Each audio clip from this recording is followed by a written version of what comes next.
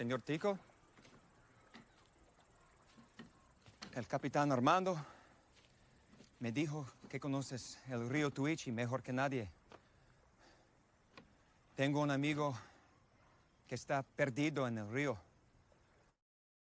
Berkisah awal tahun 1981, seorang mantan tentara Israel bernama Yossi Ginsburg melakukan perjalanan ke Bolivia, Amerika Selatan. Jiwa petualang yang dimilikinya persis seperti saya, dan hal itu pula yang membawanya untuk selalu berpetualang ke tempat-tempat yang baru.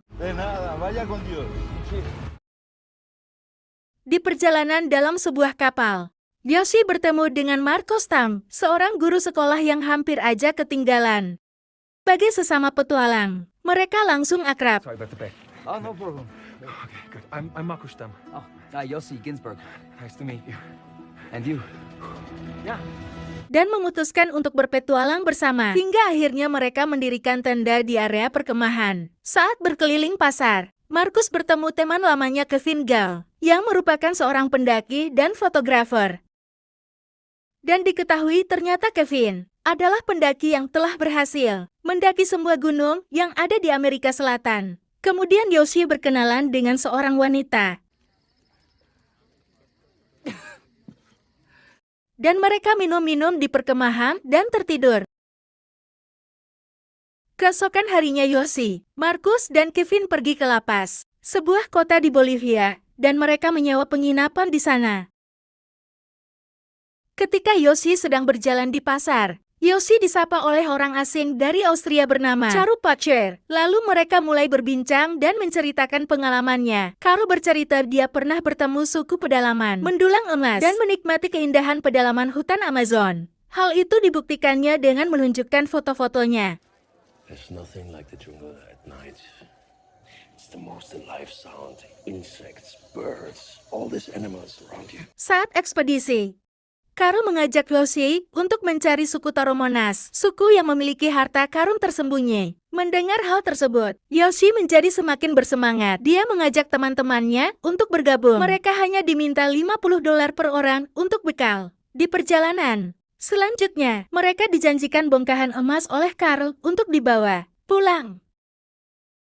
Setelah menyiapkan perbekalan, kemudian mereka berangkat menggunakan pesawat menuju Madidi, Amazon. Sesampainya di tujuan Yossi, Markus, Kevin, dan Karu memulai perjalanannya. Yossi dan teman-temannya sangat bersemangat dengan hal-hal yang akan mereka temui di sana. Malamnya mereka berkemah, dan Karu menceritakan tentang suku primitif yang dulu ia temui. Esoknya di hari kedua, mereka melanjutkan perjalanan di tengah hujan. Pada hari ketiga, Markus mulai kelelahan dan memperlambat gerak mereka. Lalu Markus berteriak memanggil Karl. Guys. Well, Kevin, what if he didn't go that way? What if he went... Well, he said Azrayamas is on the river. No, we're going to wait. Marcus, pick up your shit. He's not coming back. Let's go.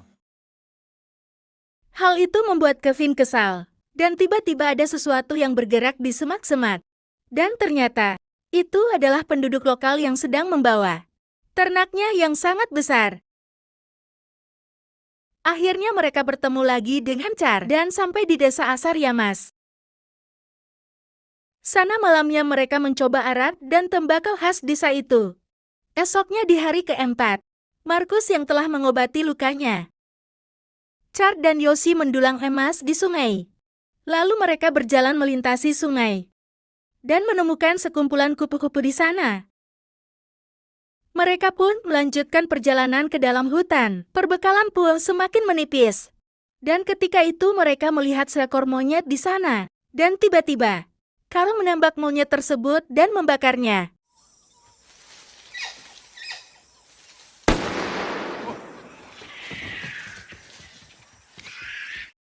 Karl tampak sangat menikmati memakan hasil tangkapannya. Sedangkan Markus melihatnya saja sudah mual.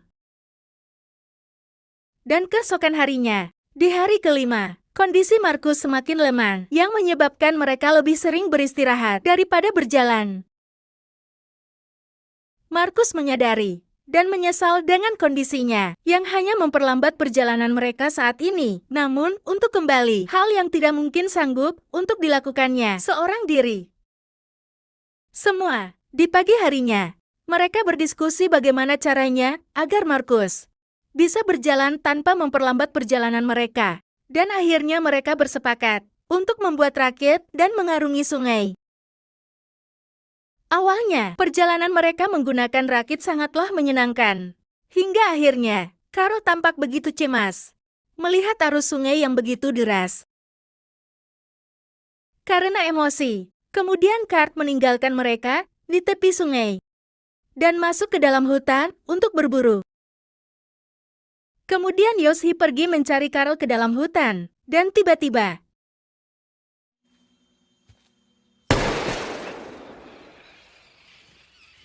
Carl, what are you doing? Didn't see it? See what? Jaguar. ternyata ada jaguar yang sedang mengintai mereka. Akhirnya karena Carl dan Kevin tidak sepemikiran, mereka memutuskan untuk berjalan masing-masing. Carl dan Markus berjalan menyusuri hutan, sementara Kevin dan Yoshi mengarungi sungai. Sebelum berpisah, Carl berpesan kepada mereka agar tidak mengarungi Mapaso San Pedro. Itu adalah jeram deras yang diapit dua batu besar, dan jarang ada orang yang selamat saat mengarungi jeram tersebut. Now, and Captain America here can go and fuck himself. Great work, Kevin. Congratulations. The only guy who knows where we are and what we're going to do. Mereka berpisah hari itu. Kevin dan Yoshi berangkat menyusuri sungai, sementara Carl dan Markus masuk kembali ke dalam hutan. Dan ini adalah momen yang takkan pernah dilupakan Yoshi dan Kevin, karena Markus dan Char tak pernah keluar dari hutan. Dan hingga saat ini mereka berdua tak pernah ditemukan. Oke, lanjut. Lalu sampailah mereka ke Mapaso San Pedro. Seperti yang dikatakan Char sebelumnya, arusnya terlalu deras, hingga mereka kesulitan untuk mengendalikan rakit.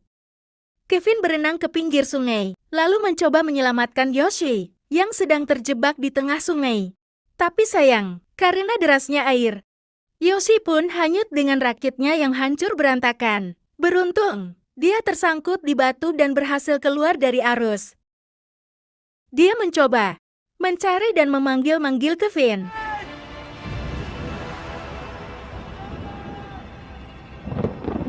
Namun tidak ada yang menjawabnya. Buset,